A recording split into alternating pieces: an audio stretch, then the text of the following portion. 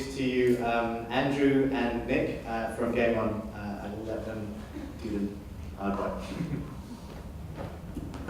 There you go. Hi, can you hear me? Testing. Okay, we're good here. All right, good morning, everyone. Thank you for coming so early on Friday morning. We really appreciate it. Just a quick thanks, first of all, to CreativeMornings, George and Diana for inviting us here to speak today, and also to SCAD for hosting us at this lovely, lovely venue. So on the topic of gaming, just wanted to ask everybody, quick show of hands, who's played or heard of Minecraft? All right, well, just a quick recap in case you don't know. Minecraft is a game where you're building essentially something out of nothing. You're just collecting blocks. But all you really need is an idea and a bit of creativity. And I think that idea, that gameplay, that idea really resonates with the way Game On Hong Kong really started. So today I think the way we can walk through this is I just want to run you through very quickly where we're at now with Game On, what we do, and then tell you the story leading up to just kind of how we got there, because it's actually almost exactly 1 year since we started. Quick show of hands, I'm just curious, how many people in the audience today have or are trying to, on the side, start like a project that they ultimately want to do full time or build into a business? Okay, that's great. The reason I ask is just because this morning, as I was talking to a few people, that I heard like just a few more ideas about somebody that is starting a group for introverts for parties. I think that was previous Creative Mornings. And in the community that we've been working in, that tends to be the case. And I don't know if that's just Hong Kong or if that's everywhere, but Hong Kong is especially difficult to really, first just to come up, it's always difficult to come up with an idea, but then to make that a reality, and then to do that full time. And so today we're just going to walk you through kind of the struggles that we've encountered building this, but also how fulfilling it has been to work with the gaming community in Hong Kong. Okay, so where we're at today, Hong Kong, just really simply, or Game On Hong Kong, we are an event platform that meets every month, and we have really two main objectives. They're pretty hefty, but we try not to get too focused on the bigger picture and just break it down into steps. One of those is we want to help the gaming industry reach its full potential. And to be honest, there already is a thriving game industry here, but when we started, we just didn't have visibility over what was going on, and so we wanted to centralize it and give a voice to some of the smaller developers in the community, because making a game is one thing, but then 50% of your budget should be dedicated to marketing, and a lot of these developers also have a full-time job, so it's just not possible. So providing a platform where they can find resources for their business, or what will be their business, make those valuable connections, or even find investment, which has actually started to happen at some of these events. The second goal is changing the overall perception of gamers in Hong Kong. And like I was saying, we've had, Nick and I, as this grew to get started, we did so many coffee meetings with people in the community to get a better idea of what was happening, and a theme that was consistent was that nobody, initially, and this is changing, was a developer or working in a studio or developing games initially. A lot of their backgrounds was in accounting or in finance. And so we want to essentially change that perception so more kids right out of secondary choose to just go right down that career path. And whether that's starting their own studio or working for a larger developer, just giving them a better platform for that. So a lot of the platform that I guess we created are these monthly events, as Andrew mentioned. And the way it really works is we send out invites, we meet a lot of coffee, and in the meantime we come to our events where it's all about networking. Everybody gets to share ideas, share their knowledge, where they see the industry going. People who aren't in the industry come as well. Actually, the majority who come aren't from the industry, and they want to learn about gaming, because gaming is something that, quite frankly, it's up and coming, and it's getting really popular. So we have these networking sessions followed by a panel talk.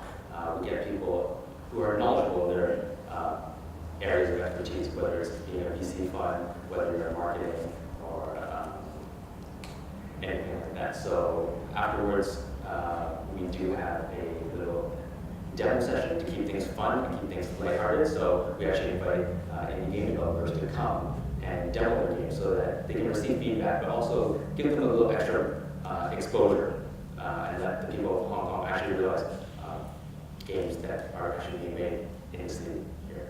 Yep. And so that's kind of what we're doing now. So let's rewind and just go back to the first event and how this started. So something when I was putting this presentation with Nick, we were putting this together, is I just want to be fully honest about how it started and how these ideas really come to mind, and then how to make them a reality. And so I moved to Hong Kong about 3 years ago. I was working for a small financial consultancy initially, and like I said, it was very small. There was very little budget for marketing, and so they handed you a phone. You had your laptop, and they said, get started, source your own leads, get out there. In Hong Kong, I think everybody and their grandma works in finance, and so when you get on and start trying to cold call people, you can be pretty depressing very quickly. And so one of my colleagues said, well, why don't you start hosting events to meet more people, network, and do something that you're passionate about? And so my initial thought was, I love video games. Nick loves video games, and I don't know about you, but I tend to relate everything in life to a video game. Whether that's like relationships or leveling up, or if somebody's trying to like open up to me about something like deep and romantic, I'm still like, oh yeah, that's like, you know, Mass Effect, this like dialogue I have with the character, and I'm like, oh, that's kind of weird. I was like, okay, so video games is a good fit. So what I did initially is just Google Hong Kong video games, and I found an SCMP article. And at this point, by the way, I was just like, oh my god, I don't know what I'm doing. Like, I didn't have that much background in the industry, but I just found 2 names in that article. One was Fingerprint Studio, and they do more family-friendly mobile games. And there's another company called Fight for Dream, and they have a game called Monster Awakens, or VR Monster Awakens, where you literally shoot fire out of your hands, or I guess your claws, and you throw and destroy the city. So I was like, this is excellent. So we have 2 very different companies. To my surprise, they agreed to present at Game On. We ended up finding this venue for the first event. This is the Black Room in Causeway Bay. Excellent venue, it's fun for parties, but the difficult thing you can see here is that it's really hard to find. And so me being a complete novice, I was just like, oh my god, no one's gonna see this. And so I actually invited one of my colleagues who knows nothing about gaming, and that's kind of the theme here, by the way, is that this all just started just with these random ideas, and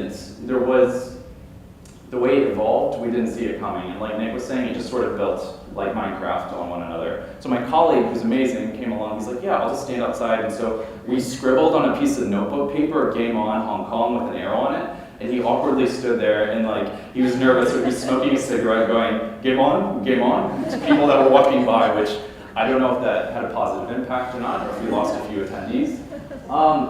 But what happened was next, it was crazy, is right when we were starting the talk, our two companies showed up, and Dixon from Fingerprint, he actually brought like these goodie bags and he set them out on the chairs. And what I'm thinking, I was like, okay, that's very nice, but like, oh my god, no one's gonna be here to like take these goodie bags. It's gonna be really sad. But then people started filing in, and then after about 10 minutes, we had 25 people for the talk, and by the end, we had about 35 people. And this space is really tiny. And this was with really no marketing. This is just putting the word out there.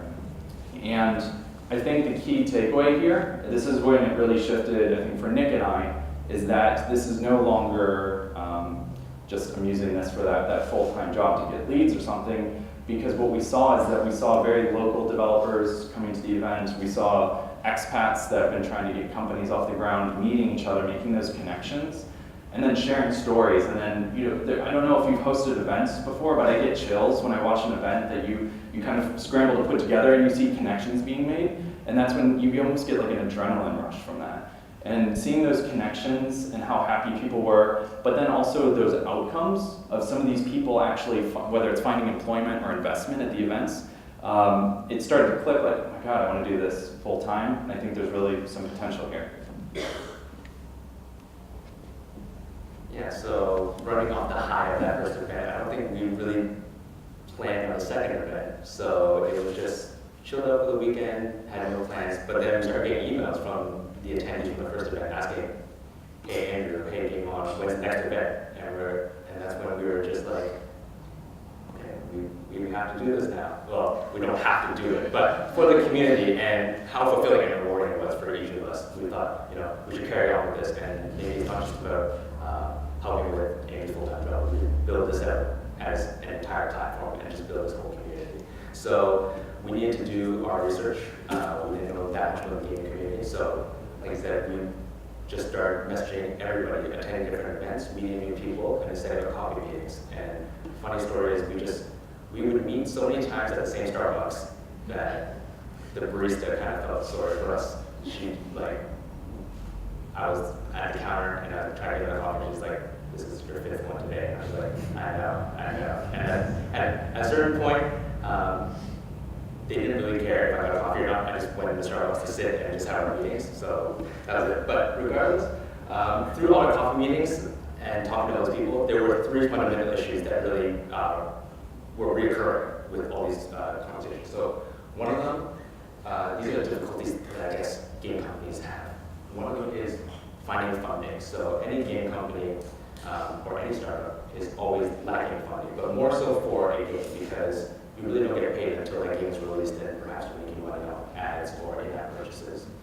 So a lot of them run very lean. They've got to pay salary, they have to pay rent, and at the end they don't have any money for marketing. And it's just a shame because when people in Hong Kong and around the world make these games and they're great products, but no one actually knows about it, then it just essentially that game just goes into the bin. So the second issue was actually skill sets. So luckily here at SCAD they do have game design and game development, but these programs or these degrees aren't actually commonplace in normal universities. So what a lot of game studios couldn't find were people with the right skill sets. Anyone with the proper skill set, they're doing it as a hobby, just on the side, perhaps learning off YouTube, but none of them actually had formal training. And the final issue was just a lack of government support. A lot of these game studios didn't know where to find funding, how to get mentorship, and that was a little disconnect between the government and the studios themselves. Yeah, and tying this back to what we mentioned Minecraft again, it's all about building something. And I mean, you can, obviously you have Google as a resource, but we just did the classic, let's call people up, let's meet for coffee. And like Nick said, that would just be constant. I mean, we would have 3 or 4 of these meetings a week. And it's funny, over time, you start by not knowing anything. And then you start to realize that people are coming to you with questions, and you're like, oh my gosh, I guess I actually do know a few things now. What was cool is the coffee meetings, is the stories that you started to hear about all the people working in the industry. And that's also another kind of beautiful moment when it clicked is the different uses of gaming, and that's nothing new. So everybody throws around that buzzword gamification. So one person we met with works for an insurance company, and he's helping them gamify, I think, how to generate a quote. It's not the most exciting thing, but it's interesting. Another guy was developing a game for children with autism. And so you start to see, you're like, oh my gosh, the application of gaming is so broad, and really is a beautiful thing. And again, it's all through building and just getting out there and doing something. Okay, so following up from that first event that we held, in addition to holding all of these coffee meetings, that's how we really found the developers in the community and started to figure out who the key players were. And so one of the people we met with for coffee, and I'm sure people know Dixon Wu, is with Retro HK, which hosts, they do a very large expo each year, and they bring all of these classic video games to one location. I think it was at PolyView, and you can play retro games competitively. And so it's just a giant expo. And but also, what Nick was saying, following up on those challenges, we wanted to start focusing on, again, sticking true to our mission of helping companies and the small guy reach their full potential. So start addressing some of those issues with funding, with talent, and then government support for the industry.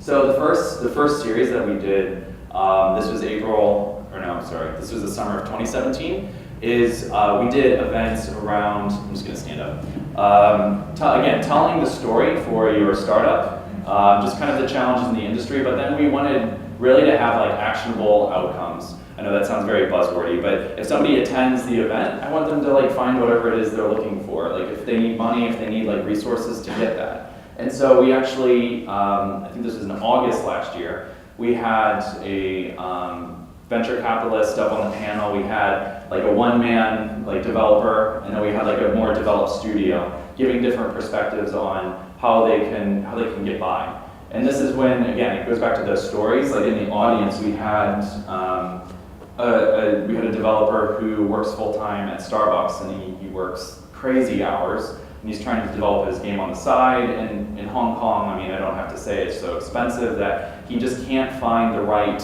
way to transition into doing that full-time. And so it was amazing because he was able to find that at the event and make that connection. So that's like kind of like looking at the smaller guy, but then it was also, what was interesting is you had like this individual who owns his own venture capital advisory, and fairly conservative guy, doesn't seem to really care about video games, but I don't know how he even ended up at the event, but he was sitting there, and I was watching his face as we were doing our panel talk, and I was like, oh man, it's not clicking with him, he doesn't like it. And then later I saw on LinkedIn that like he added like a whole like different side or like department to his advisory that's focused on video funding startups in the video game industry. And so we were like, oh my God, this is amazing, like things are changing. Anyway, so in August, we wrapped up, we started to break it down into series, and again, it was all staying true to that mission for those 2 points. And then trying to address those issues that we found in the industry. We ended that with a demo day in August 2017, which was almost like this mini expo, and that was held at WeWork. And so we started holding our events at a larger space, we had more turnout, and we had over 200 people show up. And so Nick and I were just like, what is going on? I mean, like, we didn't anticipate this to happen, but the community, like I said, was already there. We weren't doing anything new, essentially, but we're just highlighting the great talent that already existed in Hong Kong. And again, it goes back to just meeting more people and finding these creative ways that people are using gaming to change lives. And there was an organization, or SCAD was actually at the demo day, thank you SCAD, but we also had another organization called Team Future, and Connor, the guy who runs it, he helps underprivileged youth find game testing jobs at different developers around Hong Kong. And so ultimately to help them maybe lead into a career full-time in that industry. So it was great seeing that. And after, talking about following up on the government support for the industry, is setting up, again, more coffee meetings. There's nothing fancy, there's nothing, to be honest, special about what we did. It was just maintaining good relationships with the community, and just, I've already spoken with a few people here this morning about making those connections. And so we had a member from LegCo come and talk about how they want to take a more active stance in supporting the industry. And what happened is right after the panel talk ended, everybody rushed up to her, and she had like a group of about 20 or 30 people asking questions. And then very recently, the Legislative Council did actually allocate funding to the esports industry and cyberport. So it was interesting. I'm not saying we had a major impact, but we had to think that, you know, it was those small things that led to give more support for the industry. So of course, with all the time and effort, it definitely took a toll on us. I mean, even our relationship, I didn't want to see Andrew anymore. We already spent way too many hours a day together. So we need to find a way to keep it sustainable, and that's probably the most difficult part after you start something. I think having an idea and starting something, it's powerful, but to maintain it and sustain it is the more difficult part of it. So what we had to do, we need to find forms of funding, maybe sponsorships, and people who were aligned with our vision of creating this community and giving the people in this platform just a voice. So we were lucky to find a few corporate sponsors who were happy to help us maintain our events and keep it going. Yeah, and I mean, this is just keeping with just being totally open. I mean, a lot of times we had no clue what we were doing, so it goes back to just doing something and finding anybody that would meet with us to make something happen. And again, just building those relationships. And again, I've spoken with a lot of people about, you know, always you find your passion, you start to build it up, and you want to jump to it full time. Well, it takes time, and it's messy. This was not by any means a clean process. I mean, having a full-time job in Hong Kong and like paying the rent, and then trying to build up your passion project. You have nights where you're breaking out these cold sweats, and you're like, oh my God, how am I going to do this? All right, then you start, second guessing yourself. Is it even worth it? But I think what's important for us, at least, is we always go back to what's driving us. Like, why are we doing this? Kind of going back to the why. Because everything else is just logistics. But if you don't have some reason to stay up late or get up and go look at a venue or pull together these people and source speakers, then it's just not going to work. Money helps too, though, but and sponsorship. And again, I mean, keeping things sustainable. I mean, going forward, how do we continue to serve the community and build the community and keep that all going? Well, recently Nick and then David, who's in the audience here, came up with an idea. This was, again, these ideas, we're just always sitting there just brainstorming about opening our own studio, because initially what we found is we felt like we were just sort of a platform for events. We were a platform for the community, but now we're starting to feel like we're a part of the community. And so to fully understand what a lot of these developers are doing, these entrepreneurs, the logical next step for us was, let's start making great games. I don't know how we're going to do it initially. We need to put together our business plan. Like, oh my gosh, how do we structure this? Where are we going to source talent? But again, it goes back to just having the big why, because I work crazy hours during the week, but for me, like being able to spend time, and I think Nick and David is the same, on that passion project on the weekend and just put in hours is worth it. And also knowing that we get to be a part of this excellent community, and thinking back how that all built on one another and where we got to now. Again, it just starts with an idea. Find what you're passionate about. Don't worry if you don't know what to do, because to be honest, I mean, we struggled to get where we are now, and it's still a work in progress. But it's been amazing, and it's been really rewarding. And I think it was a realization that we had maybe a few weeks ago. We decided, maybe we should make our own games. Going back to the whole Minecraft analogy, we just started as a character. All these blocks, we're building something. Perhaps we're building a house, and similar to Game On, we were just building this platform for people. So we built this house, and we didn't actually live in this house. But now with the studio, this is the next step. So like, now we built this with everybody else. We built a little city, and now it's come full circle, and we're actually moving it. So yeah, so it just feels like everything just fits and everything just pieces together. So yeah, so that's kind of the story and the process for how that evolved. That's our presentation today. I wanted to leave plenty of time for Q&A, and just anybody that has really any questions.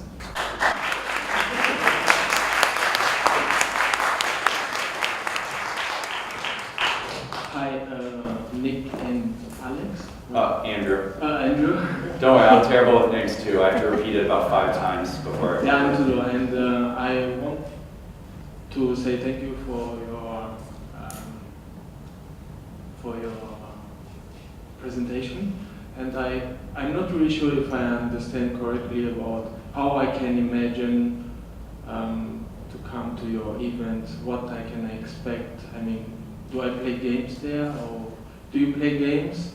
And what is your vision for the future? I mean, what is the purpose of where you want to end?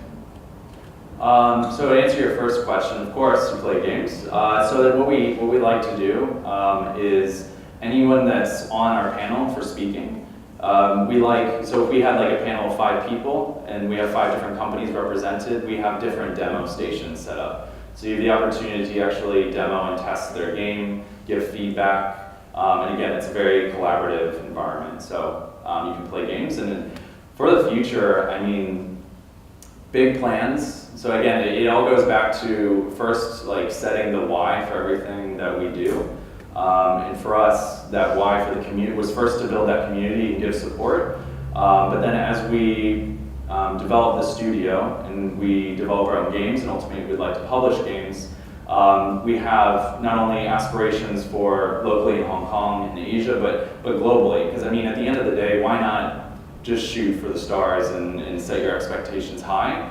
because then you hold yourself accountable to those goals. And I don't know about you, but for me personally, I tend to start, if I start saying it out loud, what I want to do, I feel accountable to it. Once I feel accountable, I'm like, okay, I need to get started. And then you just start to fill in the steps. And then everything between your goal and where you're at now really is just logistics and research. And what's interesting is a lot of those tools are already out there for you. So big aspirations, we'll see where it goes, to be continued. And I guess to answer your question about the events, obviously, we just posted on our Facebook page or Instagram page, but it just depends on which side you're on. If you're a game developer yourself, if you're not a game developer, you want to see how games can be applied to what you do.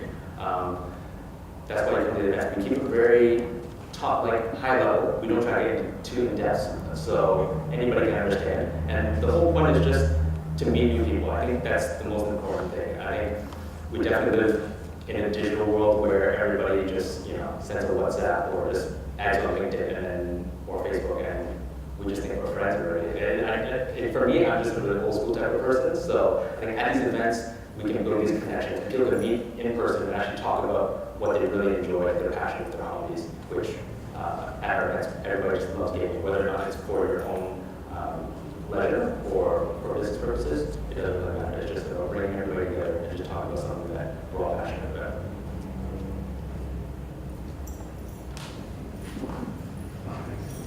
Hey, I'm Andy. This is my first Creative Morning, so very excited. Just a quick question: have you thought about going to schools or the education sector and getting these kind of events and talks going into the schools in Hong Kong? Absolutely. So full-time right now, I actually work in the ed tech sector. It's a small software company based in London, but we have been holding events for the full-time job with the secondary schools around Hong Kong. And that's something with Game On that we would like to do, is do more collaboration with secondary schools, but also with universities. And in SCAD, we were happy, actually attended and had a booth at one of our demos. But we would like to start more of a dialogue between the community and the schools about identify where there's talent gaps and what universities and secondary schools can do to better prepare students for their careers. And I think a lot of it has to do with, as I mentioned, one of the issues that was recurring was the whole skill set issue, skill set problem. So at the core of it, it's all about education, because by the time you graduate, it's already too late. People who are in a midlife crisis are going on YouTube trying to learn how to code, make their own games. So I think education is a very big part of it. I think we definitely get into it ourselves. And it's all about just building a foundation for kids, students, to have a platform where they can actually start learning and building up these skills so that when they actually start working, they're prepared for it and they don't have to play catch up or have to do it behind the scenes at night by themselves. We should definitely embrace the whole education aspect of the game. One of the events we had a former director from EA talk about, and he was based in Florida in the States before, his story of how he was actually influencing or helping the government to influence the high school curriculum to better prepare students for some of these new jobs that are emerging. Because at the end of the day, I forgot what the figure was. It was like 65% of current primary school students are going to be holding jobs in the future that don't currently exist.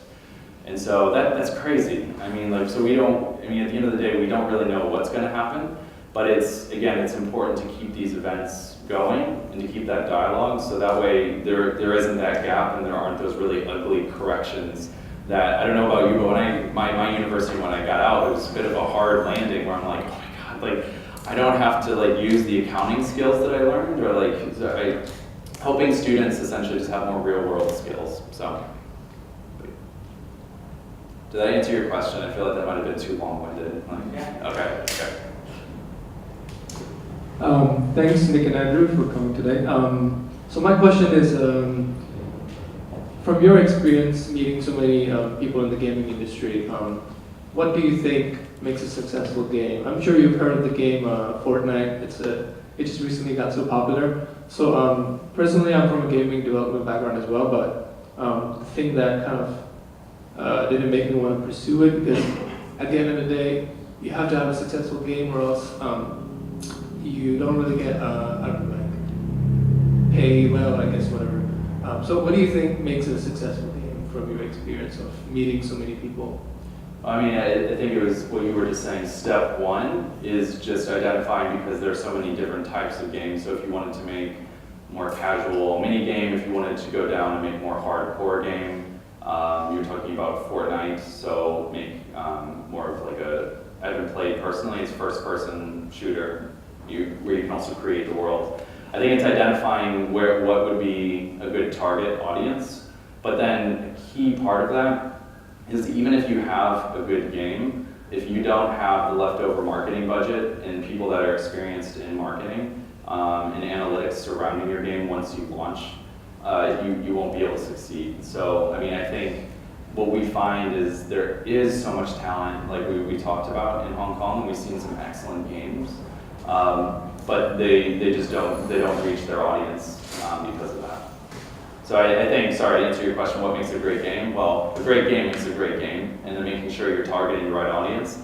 But if you're talking in terms of how to make revenue and that's sustainable, it's all about marketing. And I'm not going to speak from the business standpoint, because I don't really do anything in the game industry specifically, but as a gamer, as the person on the receiving end of playing the games, for me it's all about generating that connection. I play console games, I always play Halo, and it's something about the storyline, the music.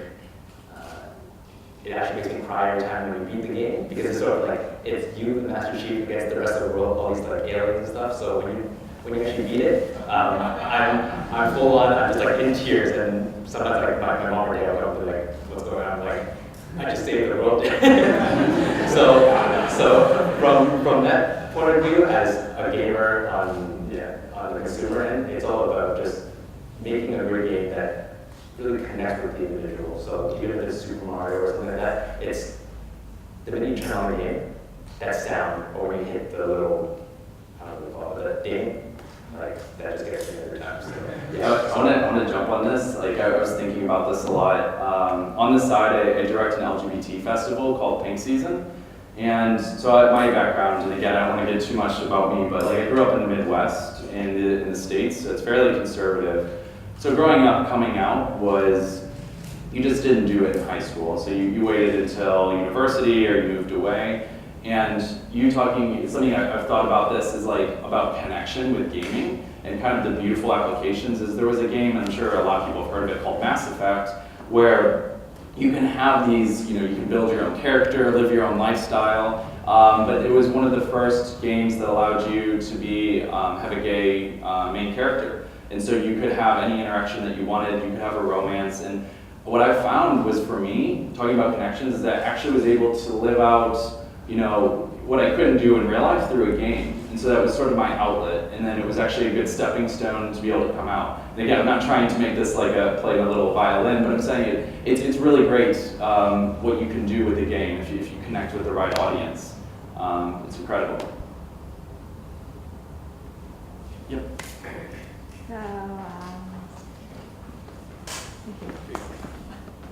Hi. So I just want to share a little bit about the story, because I have played those games since age of 3, because I got a big brother who was 10 years older than myself. So I have played Nintendo and Saturn, Dreamcast, Neo Geo. Wow, there's so much memory. So I just feel like what makes a good game is that you feel you want to compete with others. To me, I want to compete with others and want to win over someone else. But of course, practice, we keep practicing. We've been training how to push the button real fast and faster than my brother. This is so important, because at this point, even though I'm way younger than my brother, I can train how to push that fast, how to use the sidekick better, and keep just catching him in the game. So I just feel it's a lot of good childhood memories for me, because I feel I will never fail, even though I'm way weaker than him or her. So I think to promote the game with those education institute, I think you guys can train those never give up mentality, because sometimes we're not good at everything, but with training, with practice, with the persistency, so somehow we will win. So I think it's a good way to convince those schools to adopt, to work with you guys. It's just my thoughts. Yeah, no, I'm so glad you spoke, because it's great, because we started to see like how many different perspectives there are about what makes a game great. And so it seems like you have a bit more of a competitive side with the competitive gaming. And that's something that's interesting is we did a series on esports. And so we partnered with a group called Talent Esports. And they essentially were sourcing talent in Hong Kong for athletes. And so you can imagine what parents were thinking when they were approached by somebody saying that their son or daughter who plays video games all day actually has quite a bit of potential to make salary travel the world, go on this adventure. And they did find someone in the New Territories. And I forgot what the guy's name was, but he was only 16 or 17. The parents had no clue that he was playing competitively at home. And so one day they just got a knock on the door, and it was Talent Esports, and it was these two guys. They're pretty funny, Talent, because they're very proper. They're in their suits, and they have investment banking backgrounds. And they're like, your son has a lot of potential. And the dad was just like, doing what? And they sat down with the dad, and they explained to him, and they said it took like 2 or 3 hours, and even after that, he was not convinced. But again, it's like you were saying, like working early on with schools to start to identify really how the trends and where things are going, because esports in itself is going to become a legitimate, or it is a legitimate industry, but its total value is still quite small, and it has this amazing potential to grow. So. One more question, thanks. Thank you guys for coming on to speak with us. I have a question about just what type of games you guys see most often. Is it more PC games, larger games? Is it more apps? Or do you even see people approach your meetings doing traditional games like card games and board games and things of that nature? All of the above. I mean, so initially there's so many mobile game developers, but we wanted a bit of variety. Sorry, I was just okay. So we wanted to have that variety. So there's another studio called Shadow Factory, and Kieran actually is here from Shadow Factory, that has demoed there and has spoken at one of the events and demoed like some of the VR work that they're doing, which is incredible. So we had VR games, we had mobile games, we did have PC games as well, and we even had what else? We had card games. So it really was a mix, but we try to keep it balanced so we can represent each group. Definitely in Hong Kong.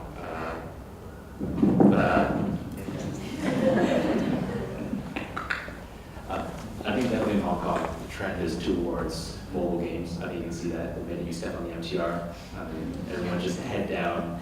If you're not reading the news, I don't think everyone reads the news anymore, but yeah, everyone just on a very casual mini game, so stuff like Candy Crush. So at our events, yeah, everybody's there. People who do board games. My first CreativeMornings was actually from Vinci, from Press Start in Hong Kong, and he does the educational aspect of board games. So he always at our events.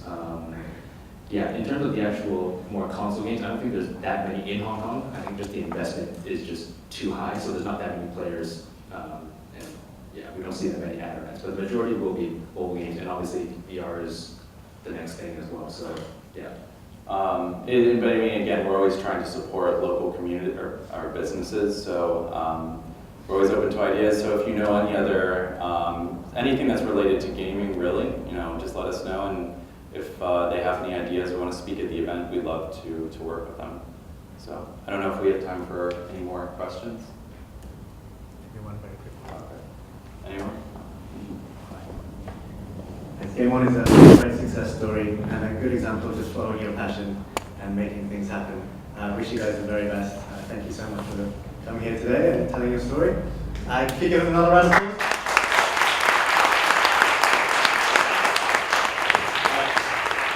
Nick and Andrew have a giveaway, or 3 giveaways. They're going to choose the best answer to the social media post. The question was, if you could travel to anywhere in the world, or not the real world, where would it be? So I'll let you guys choose. Who found it? So we just have to choose the best answer. Choose 3. Choose 3. Oh my gosh, that's tough. Okay. You don't mind if we say your username or whatever? Nothing embarrassing. Okay. So it's anything. Yeah. Okay. Let's see. This one's funny. Okay. I like emojis, so this person went all out. Deepest part of the ocean to see the vampire squid.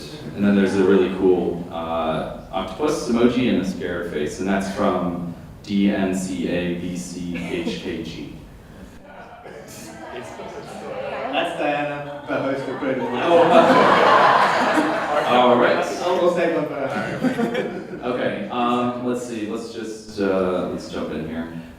We have Pandora as my own avatar after the war ends, saluting in peacetime. Who is this?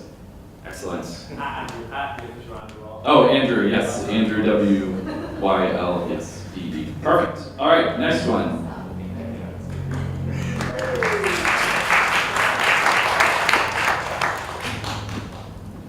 At the scene of Super Mario Brothers, where I can run super fast to jump over the flagpole, and then I can enjoy the fireworks.